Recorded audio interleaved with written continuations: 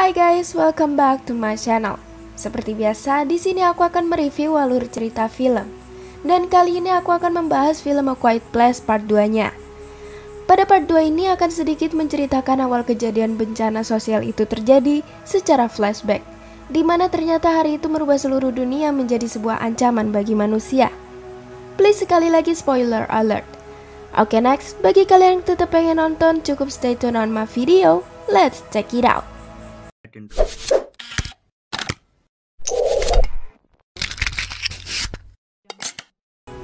Pada awal film terlihat keluarga Abbott sedang menghadiri pertandingan olahraga yang dimainkan oleh klub baseball milik Marcus. Namun di pertengahan pertandingan sesuatu dari langit muncul dengan berselimut api. Hingga akhirnya pertandingan pun dinyatakan usai. Orang-orang pun mulai berbondong-bondong pulang khawatir sesuatu akan terjadi nantinya. Dalam perjalanan terlihat bahwa kondisi mulai memburuk ketika salah satu monster tersebut turun dan menyerang siapapun yang mengeluarkan suara. Lee dan Regan pun memutuskan bersembunyi ke dalam kafe karena mobilnya mengalami masalah. Di dalam kafe terlihat sudah banyak orang yang bersembunyi. Namun tiba-tiba smartphone dari salah satu pengunjung pun berdering sehingga mengakibatkan salah satu monster itu mendeteksi dan mulai mengacak-ngacak seluruh kafe tersebut. Lee dan Regan pun bergegas pergi melalui pintu belakang kafe. Di luar terlihat Evelyn, Marcus, dan Beau tengah bersembunyi di balik mobil polisi. Lee dan Regan pun mendekat ke arah mereka. Namun tak disangka salah satu polisi pun muncul dengan menembaki monster yang tengah mengikuti Lee dan Regan. Tetapi naas, monster itu tidak dapat dihancurkan menggunakan peluru. Lalu scene pun berpindah di mana ternyata itu adalah flashback Marcus dahulu. Kini mereka pun meneruskan kehidupan tanpa ada Lee dan mulai mempersiapkan perjalanannya menuju kata, serta menembus jalan yang sebelumnya sudah dibatasi oleh pasir. Di pertengahan jalan mereka pun memutuskan untuk singgah ke dalam bangunan kosong.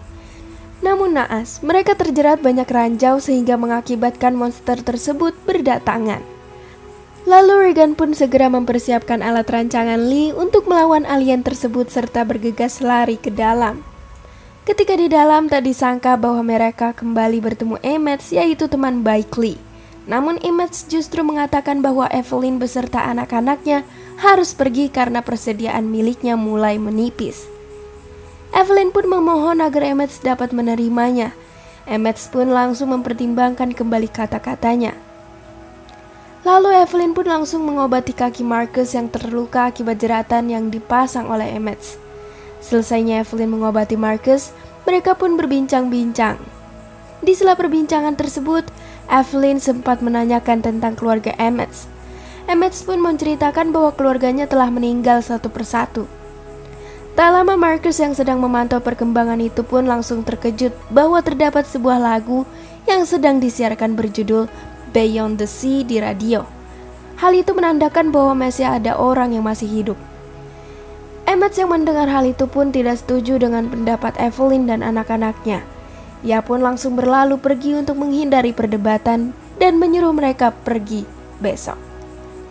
Pada malam harinya, Regan mengatakan kepada Marcus secara diam-diam bahwa lagu Beyond the Sea merupakan sebuah sinyal dari penyiar bahwa masih ada orang yang hidup di seberang laut dan dia harus ke sana.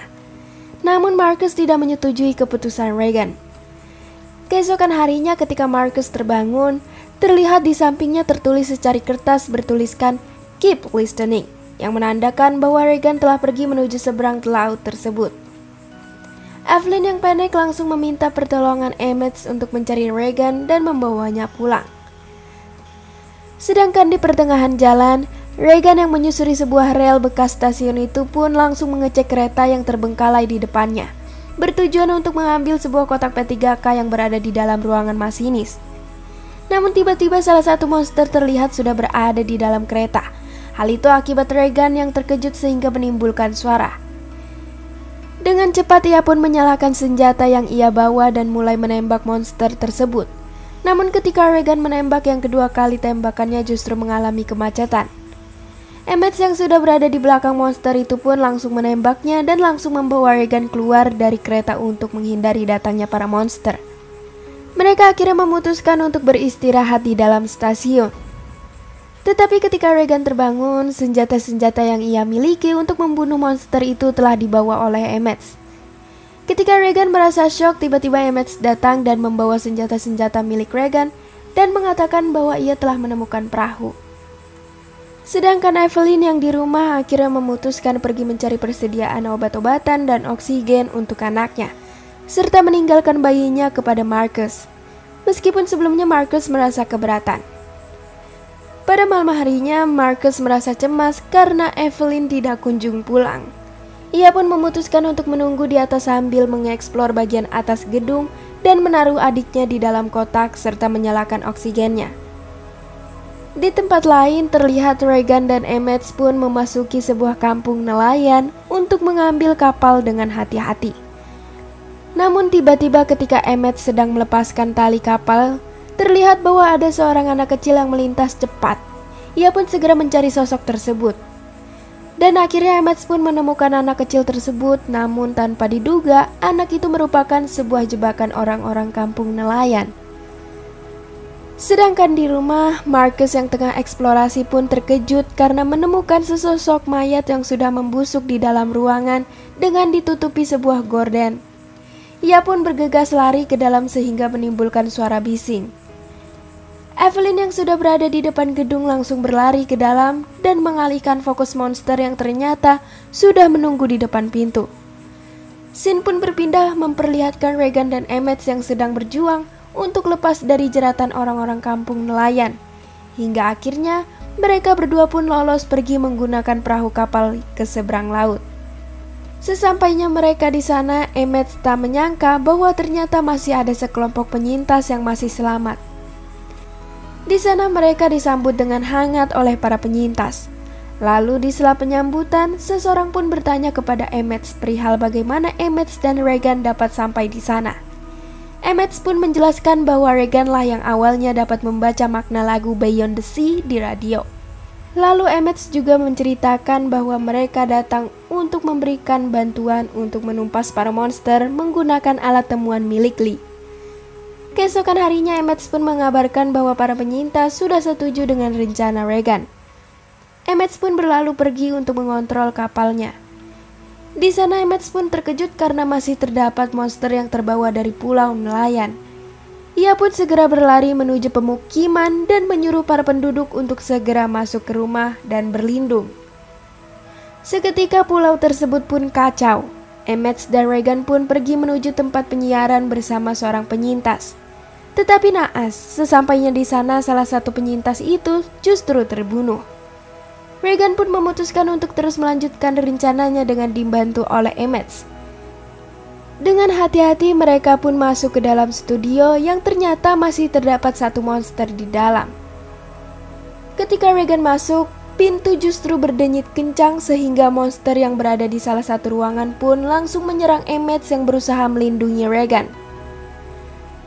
Regan yang terkejut langsung menempelkan alat buatan ayahnya ke arah pengeras suara yang berada di studio dan tak lupa menyalakan tombol on air untuk menyiarkan ke seluruh radio. Sedangkan Marcus yang berada di rumah dan mendengar siaran itu pun langsung melepaskan earphone-nya dan mengarahkannya ke arah monster yang berada di rumah, lalu menembaknya. Regan dan Marcus pun segera melawan monster bersama meskipun di tempat yang berbeda. Lalu film pun selesai. Film yang mengangkat tema kebisuan ini cukup membuat penontonnya tahan nafas karena adegan-adegan yang diperankan oleh para aktornya yang sangat profesional, sehingga setiap pesan-pesan cukup tersampaikan dengan baik. Oke, mungkin itu aja yang dapat aku ulas dari film ini. Seperti biasa, jangan lupa untuk like, komen, share, subscribe, dan nyalakan lonceng notifikasi ya guys. Aku Ciwi, pamit undur diri. See you next video guys.